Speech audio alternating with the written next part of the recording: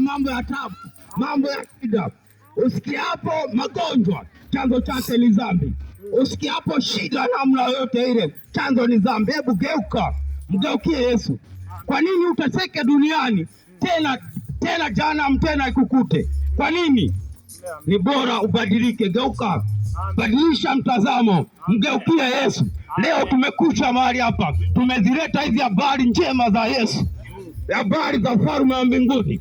Ni kwamba tunakuambia badilika, badilisha mtazamo, acha kutenda dhambi, acha uzinzi, acha uchawi, acha kunyanyaswa na mashetani, acha ibada za mizimu, acha ibada za mazoea. Haleluya! Tunataka umtumikie Mungu katika roho na kweli, maana hao ndio Mungu anawatafuta, watu kama hao ili apate kuwa pamoja nao. Haleluya, haleluya! Geuka, acha dhambi, acha uchawi, acha kunyanyaswa na mapepo. Watu waliokoka tujali wachawi.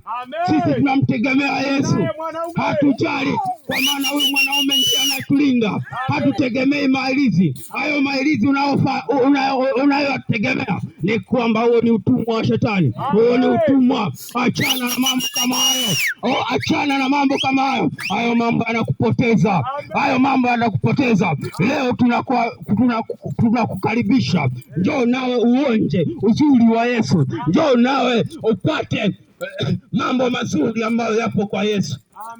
Umenyanyaswa vya kutosha, hebu badilika. Umenyanyaswa vya kutosha, shetani amekuendesha vya kutosha. Kwa nini uteseke? Kwa nini uteseke kwenye shimo la uchawi? Kwa nini uteseke kwenye shimo la uzinzi? Kwa nini uteseke kwenye giza wakati msaada upo? Yesu anakuita, Yesu anakuita, anasema njoni nyinyi nyote wenye kulemewa na mizigo ya dhambi, nami nitawapumzisha.